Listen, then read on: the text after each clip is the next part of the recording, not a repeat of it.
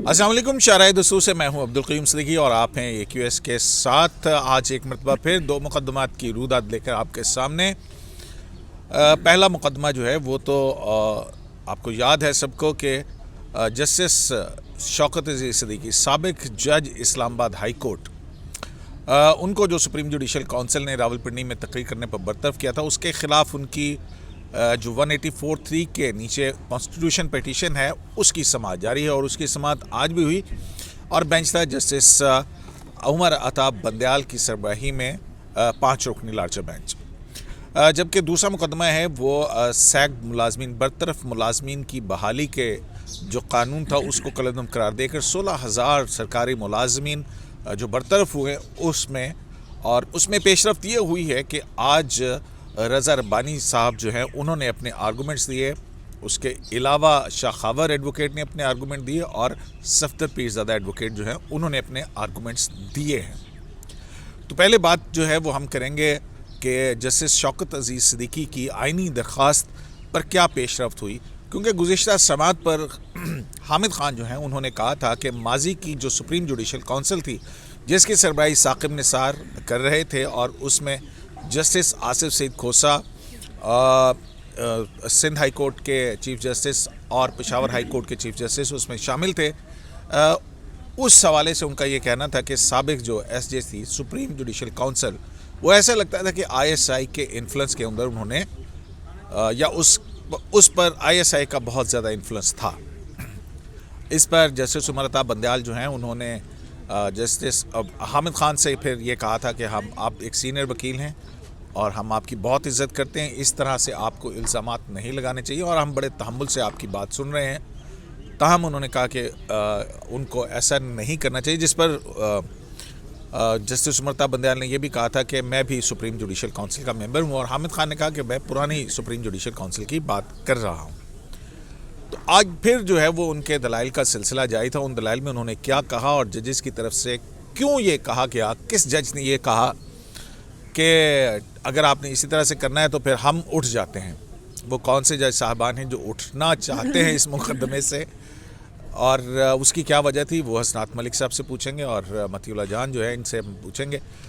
तो हसनात साहब, आज की कार्रवाई को अगर आप थोड़ा सा ये बता देना, क्यों उठना चाह रहे थे जस्टिस? देखिए जज साहब, क्या हुआ क्या था वहाँ? जब हियरिंग स्टार्ट हुई तो हामिद खान साहब ने कहा कि बड़ा वो थोड़ा सा, आपको पता है हामिद खान साहब बड़ा पोलाइट अंदाज में लेकिन अब बड़े सख्त अंदाज उन्होंने कहा जी मैं बता दूं कि supreme judicial council is not a court, it's a domestic forum और मैं उनके बारे में बात करूंगा कि उनकी जो मेलाफाइड है, मेरे केस में मेलस है, मैं बात करूंगा उस पर। जस्टिस सिजाद अली शाह ने यकदम कहा कि अगर आपने सुप्रीम जुडिशल काउंसिल के हवाले से करना है, क्योंकि आपने पुराने अपने की रेफरेंसेस की भी बात की, तो उस सुप्रीम जुडिशल काउंसिल का मैं भी मेंबर रहा हूँ, तो मैं फिर उठ के चला जाता हूँ, आप बात करें, क्योंकि मैं मेंबर रहा हूँ, मैंने वो सारे मैटर आपके देखे हैं, लेकिन क्योंकि वो डिसाइड नहीं हो सका, लेकिन मैंने पूरा वो जो पहला रेफरेंस था उसमें मैं जो कंप्लेंट थी जिसमें 7 रिहाइशगाह की जी 7 तज़ीन और आइश का 7 चार्जेस थे, यानी वो। इसके अलावा जस्टिस मज़हर आलम मियां खेल ने भी कहा, उन्होंने कहा मैं भी पढ़ रहा हूँ उस हवाले से। तो मतलब एक पेशावर हाई कोर्ट के चीफ जस्टिस और सिंध हाई कोर्ट के चीफ जस्टिस है। तो उसके बाद उन्होंने कहा कि जस्टिस सिजाद अली शाह ने कि अगर आप कोई पर्टिकुलर कोई है तो आप उनके नाम दें और जो कहना है कहें। तो उसमें साहब ने कहा नहीं सिजाद अली शाह साहब। अच्छा। तो उसमें मुझे लगा कि थोड़ा सा बेंच को भी कि जी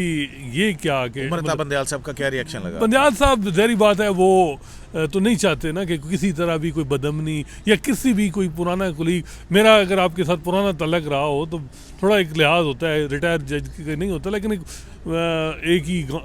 सिटी का हो, अच्छा तलक पुराना रहा हो, 20 25 30 बल्कि ज़्यादा था, तो वो ये नहीं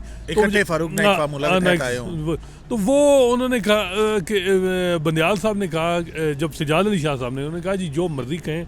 आप नाम लेके कहें, अगर आपको पूरे SGC पे एतराज़ है तो मैं जो है हम उठ जाते हैं, और आप बेशक फिर बात करें जो मर्जी करनी है। तो दो उसमें लोगों पे मतलब फिर हामिद खान साहब ने कहा कि नहीं, हमने बाकायदा आसिफ खोसा कैटेगराइज। साहब और साकिब निसार साहब। जी जी, फिर शौकत सिद्दीकी साहब रोस्टम पे आए, उन्होंने कहा जी हमें पूरा एतमाद है, मेंबर जो लार्जर बेंच है, मेरे खिलाफ भी फैसला आ जाए, मेरे हक में भी आ जाए, जो भी हो, मुझे फुली एतमाद है आप पे, जो भी आप फैसला करेंगे। उस पर बंदयाल साहब ने कहा थैंक यू वेरी मच।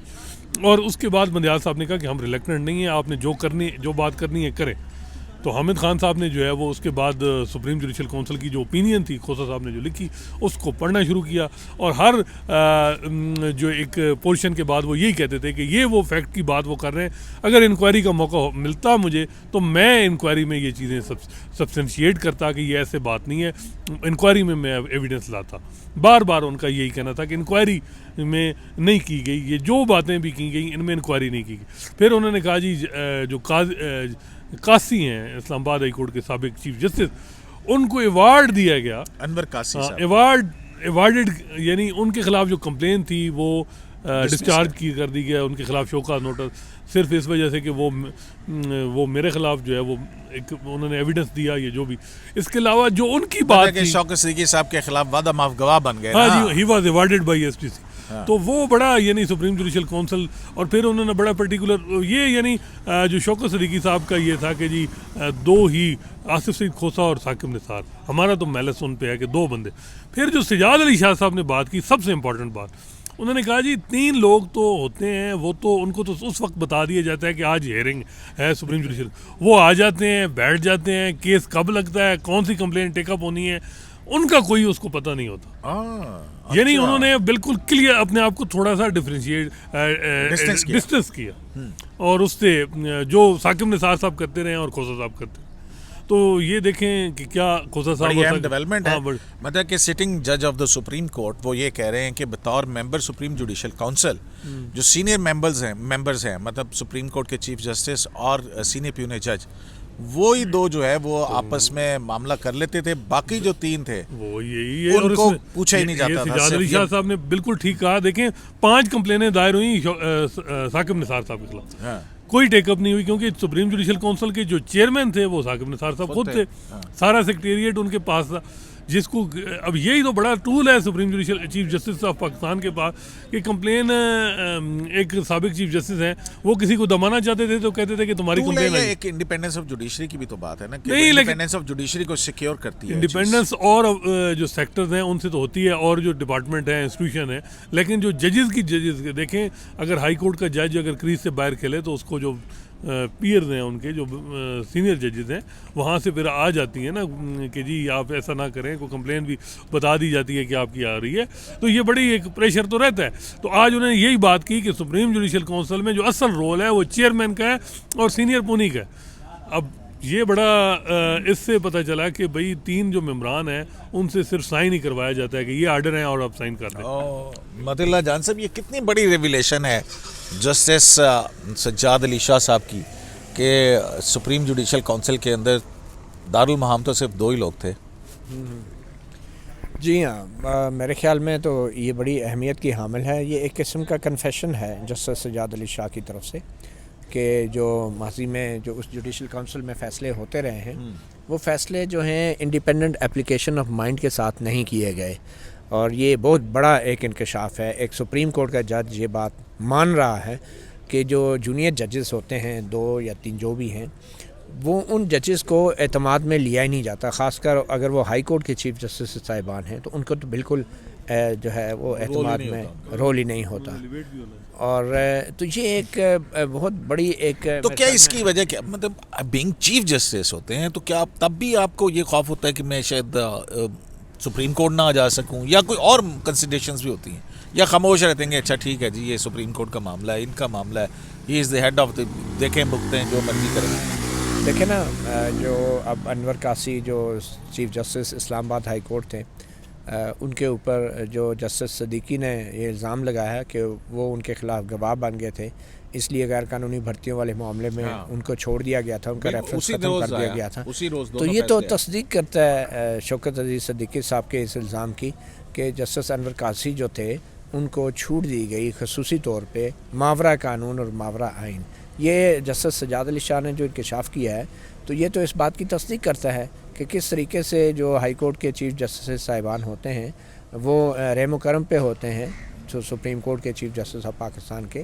तो और अगर जस्टिस साकिर निसार या जस्टिस आसिफ सईद खोसा किसी भी हाई कोर्ट के जज को अगर कोई भी काम उससे करवाना चाहते हैं तो वो करवा लेते हैं। तो बज़ाहिर तो जस्टिस सिद्दीकी साहब की ये बात दुरुस्त लगती है कि साकिर निसार ने और बाद में आसिफ सईद खोसा ने इस्तेमाल किया इस्लामाबाद हाई कोर्ट के चीफ जस्टिस अनवर कासी को। तो ये तो एक किस्म का एतराफ़ है और शौकत अजीज़ सिद्दीकी के इन इल्ज़ामात की ये तस्दीक करता है कि हाई कोर्ट के चीफ जस्टिस साहिबान कितने ज़ेर असर होते हैं और किस तरीके से उन्हें इस्तेमाल भी किया जा सकता है। और ख़ास तौर पर जब उनको मुराद दी जा रही हो, जब उनको उनके अपने ख़िलाफ़ जो गैर कानूनी भर्तियों के इल्ज़ामात जैसे इल्ज़ामात हों तो वो फिर किस तरह इस्तेमाल होते हैं। तो मेरे ख्याल में शौकत सिद्दीकी साहब का ये जो दलील है, ये जो कहना है कि उनको इस 5 रुकनी बेंच पे मुकम्मल एतमाद है, ये वाशगाफ अल्फाज में वो ये कह रहे हैं कि उस जुडिशल काउंसिल में जिसमें ये जस्टिस सजाद अली शाह और जस्टिस मोहम्मद अली मियाँ मज़हर आलम मियाँ खेल जो थे ये मेंबर थे, उसमें सिर्फ इन 2 जजेस के ऊपर उनको कोई शक नहीं है। मगर जो दूसरे सीनियर जजेस थे आसिफ सईद खोसा और साकिर निसार,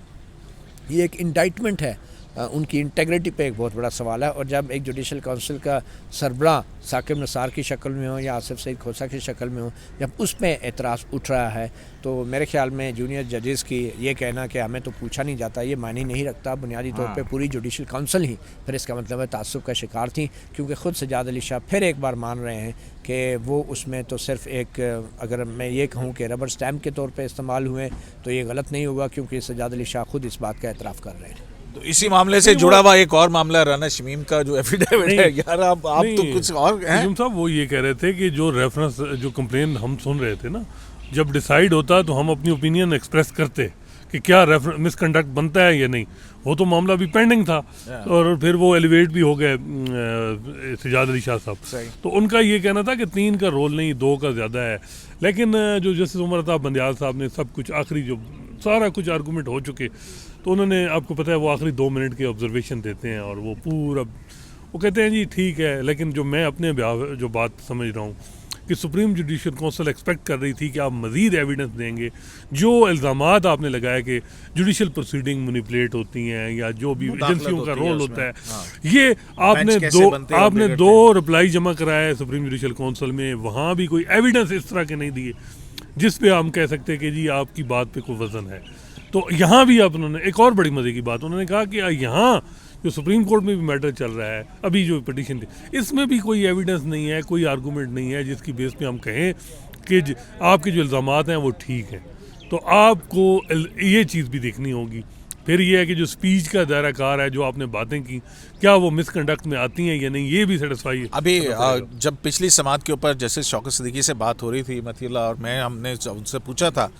कि जनाब अगर आप एविडेंस मामला आया पेश करने का तो आप पेश करेंगे, तो उन्होंने कहा मेरे पास सब कुछ मौजूद है। लेकिन उन्होंने कहा कि मैं वीडियो नहीं किसी की, मैं घर आए हुए बंदे की वीडियो नहीं बनाता।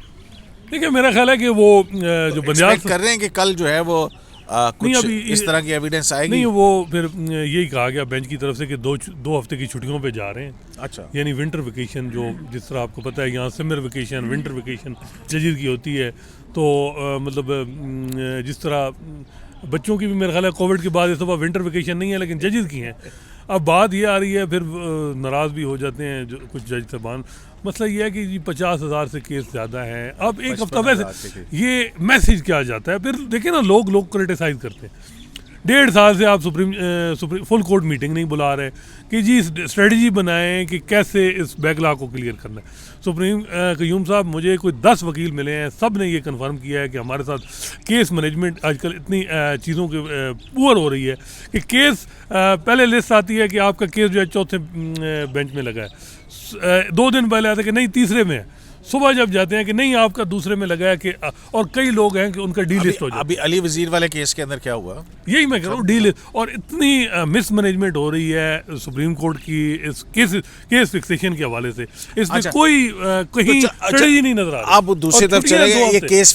फिक्सेशन पे फिर किस दिन बात करेंगे, लेकिन आज फिर ये क्या हुआ, क्या मतलब उमर अता बंदियाल साहब ने फिर कंक्लूड कैसे हुई? उन्होंने कहा जी आप अब हम ईद छुट्टियों के बाद आएंगे और फिर इसके बाद केस चलेंगे। यही भाई आपने जनवरी तक, कब तक गई केस? ये 4 जनवरी तक छुट्टियां हैं अमूमन ये वैसे कयूम साहब ये होता है कि एक बेंच होता है, लेकिन ये तासुर जो वर्ड है कि हम छुट्टियों पे जा रहे हैं, मीन कि सुप्रीम कोर्ट बंद हो जाएगी, ये ऐसे नहीं है, लेकिन वो ऐसे benches बात तो होते हैं ना, हाँ, वही बात। अर्जेंट मैटर्स जो हैं वो उसको सही सुनने के बात। लिए। ये जो अभी सनात मलिक ने बताया कि उमरता बंदयाल ने कहा है कि आपने एविडेंस जो है पेश नहीं किया, ना तो जुडिशल काउंसिल के सामने, ना ही अब सुप्रीम कोर्ट के सामने। तो सुप्रीम जुडिशल तो- काउंसिल ने तो जुडिशल काउंसिल के हवाले से जो उमरता बंदयाल साहब ने बात की है, मैं बड़े गौर से देख रहा था कि उमरता बंदयाल साहब का अब एक ख़ास स्टाइल है। जिन दलीलों को वो पसंद नहीं करते तो वो दलाइल सुनने के दौरान उन दलाइल का जो जवाबी दलाइल हैं वो नोट करते रहते हैं, और जब वो वकील सारे अपने दलाइल दे के थक जाता है तो एंड पे उमरता बंदयाल साहब जो है उसके तमाम दलाइल को सिफर करने के लिए कुछ मखसूस ऑब्जर्वेशन देते हैं। और आज भी यही हुआ, जब हामिद खान एडवोकेट ने जब वो तमाम दलाइल शौकत सदीकी साहब के हक़ में दिए तो आखिर में बंदयाल साहब ने उस दौरान वो बड़ी मुश्किल से सुनते रहे, बीच में मुदाखलत नहीं की, और एंड पे उनके सारे दलाइल पे जिसको कहते हैं ना पानी फेरने के लिए उन्होंने कहा कि ना तो आपने जुडिशल काउंसिल के सामने कोई एविडेंस दिया, ना ही सुप्रीम कोर्ट के सामने। मेरे ख्याल में ये इंतहाई गैर मंतकी बात है कि जब जुडिशल काउंसिल एक वाहिद आइनी इदारा है जिसको इंक्वायरी करने का अख्तियार हासिल उसने है, मांगी नहीं, और उसने जब इंक्वायरी की नहीं तो फिर सुप्रीम कोर्ट जो है वो आइनी जुरिस्डिक्शन के अंदर ये इंक्वायरी तो नहीं कर सकती। अब सुप्रीम कोर्ट वो ISI और MI और दूसरे लेकिन अफसरान वो पर complete मुश्तमिल जो JIT हम बना हर रोज के- सुनते हैं कि मैं complete बात justice जो है 184(3) 187 के नीचे कर सकते हैं। मेरी बात पूरी सुन लेना आप। हाँ। मैं ये कह रहा हूँ कि अब सुप्रीम कोर्ट जो है वो पनामा केस की तरह इसमें MI और ISI वालों की JIT बना के अब सदीकी साहब के लगाए गए इल्ज़ामात की तहकीकात तो नहीं करवाएगी ना, यही सुप्रीम कोर्ट थी ना। अब भी 1843 है, अगर इंक्वायरी करानी है तो 187 अभी भी JIT बना लें, फिर उसी तरह की JIT बना लें पनामा वाली। शौकत सदीकी साहब से कहें कि आप अपने गवाहों को बुलाएं, सबूत पेश करें और उसके ऊपर इन्वेस्टिगेशन होगी। उस वक्त तो आपको पता है ना, तो इंक्वायरी सुप्रीम कोर्ट का काम नहीं है। ये जो बंदयाल साहब अब बतौर सुप्रीम कोर्ट के जज बैठ के अगर यहाँ पे एविडेंस को एग्जामिन करते भी हैं तो वो नहीं कर सकते, क्योंकि अगर ये एविडेंस कोई है भी तो अब वापस जुडिशल काउंसिल में मामला जाना है, और ये वाली बेंच जो है, ये वाली बेंच जुडिशल काउंसिल के मामला वापस भेज ही नहीं सकती, क्योंकि इसी बेंच के जजेस साहिबान जुडिशल काउंसिल में बैठे हैं,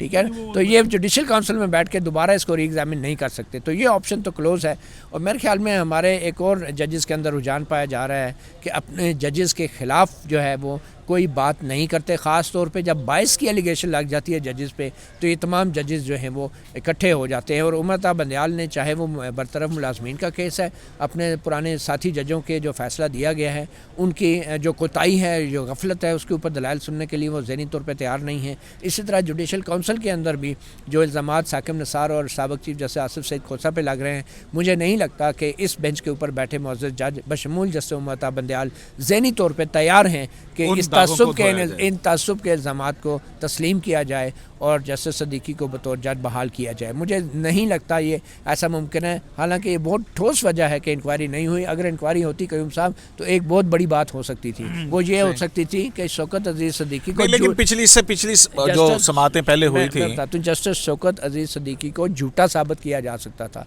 और अगर आप बगैर एक हाई कोर्ट के जज को झूठा साबित किए बगैर उसको अगर उसके उहदे से हटा रहे, तो ये सबसे बड़ा फिर शक पैदा होता है कि सुप्रीम कोर्ट खुद किसी साजिश का हिस्सा है, जिस साजिश के तहत जस्टिस शौकत सिद्दीकी जिस साजिश का इल्ज़ाम लगा रहे हैं कि खुफिया इदारों के बिहाफ पे उनको हटाया गया। तो जब इंक्वायरी नहीं कराएंगे तो सुप्रीम कोर्ट के ऊपर लगाए गए इन इल्ज़ाम जो हैं वो यकीन में बदल जाएंगे कि सुप्रीम कोर्ट उस साजिश का हिस्सा है जिसके तहत आइन और कानून की बात करने वाले लोगों के खिलाफ रेफरेंसेस आते हैं और उन जजों को उनके ओहदों से हटा दिया जाता है। अब ये जो बात बार बार आ रही थी कि जी एडमिटेड फैक्ट है तो इन इंक्वायरी की ज़रूरत ही नहीं है, ये बड़ा नहीं, एक मौके पे आपको याद होगा पिछली समात पे उमरता बंदयाल साहब ने कहा था कि अगर ज़रूरत पड़ी तो हम इंक्वायरी भी कर लेंगे, बुला भी लेंगे। वो बार बार प्रिंसिपल की बात कर रहे हैं कि ये जो फोरम होता है domestic forum supreme judicial council, इसमें अगर एडमिटेड फैक्ट हैं तो इंक्वायरी की ज़रूरत ही नहीं है। डिसिप्लिनरी मैटर होते हैं, अगर डिसिप्लिनरी चीज़ें हैं कि जी उन्होंने कहते हैं कि तकरीर तो उन्होंने कहा जी आपने तकरीर की है, बस इट इज़ एनफ। अब ये मतलब आगे ये जो बातें हैं आपने इज्जत जो है बहाल नहीं होगी, कोर्ट की इज्जत खराब होगी अगर इन इल्ज़ामात को गलत साबित ना किया गया। जस्टिस मुनीर जिन्होंने डॉक्ट्राइन ऑफ नेसेसिटी को इजाद किया, उनका क्यों जिक्र किया और कहा कि जस्टिस मुनीर ने ये किया, उनका ये कहना है कि आपने अपने ही इदारे के खिलाफ तकरीर, अपने इदारे के खिलाफ। अब बात ये है कि कोई भी इदारा बात नहीं सुनना चाह रहा, हाँ कोई भी नहीं सुनना चाह रहा कि जी क्या क्या होता है। बहरहाल जी जनाब, जैसे हम कहते रहें कि जस्टिस साबिक जज शौकत सिद्दीकी का जो मुकदमा है ये इंतहाई अहम है कि इसमें इन समातों के अंदर पर्दा उठ रहा है। तो बहुत सारी आज भी जो आज की समात थी उसके अंदर भी एक और परत जो है कि बंद दरवाज़ों के पीछे होने वाले इजलासों में क्या होता है। जस्टिस सज्जाद अली शाह जो है उन्होंने एक रेवलेशन की है और वो ये की है कि साबिक सुप्रीम कोर्ट के जो चीफ जस्टिस थे साकिब निसार साहब और आसिफ सईद कोसावाली सुप्रीम जुडिशल काउंसिल के अंदर, तो 3 जजेस को जो छोटे होते थे उनको पूछा ही नहीं जाता था, यानी हाई कोर्ट के चीफ जस्टिस साहिबान को, कि कौन सा मुकदमा कब लग रहा है। लेकिन एक अहम डेवलपमेंट ये भी है कि अदलिया की आज़ादी को इंश्योर करने के लिए सुप्रीम जुडिशल काउंसिल की कार्रवाई जो है, अगर कोई जज साहब चाहें तो वो ओपन कोर्ट में हो सकती है। ये भी हमारी ही सुप्रीम कोर्ट ऑफ पाकिस्तान का फैसला है। तो जजेस के एहतसाब, अदलिया की आज़ादी और इस हवाले से किसी जज को निकालने के हवाले से बग़ैर इंक्वायरी ऐसा कोई प्रेसिडेंट जो है ये जो है इसका फ़ैसला होना है इस अहम समात में। अब हम बात करेंगे, हमारे साथ दोनों यही साहिबान रहेंगे कि जो बरतरफ मुलाजमीन जो सरकारी मुलाजमीन हैं उनके केस के अंदर क्या हुआ, तो वो आप हमारे इस अगले व्लॉग में देखिए। शराय दस्तूर से अब्दुल करीम सिद्दीकी को AQS लाइव से इजाज़त दीजिए।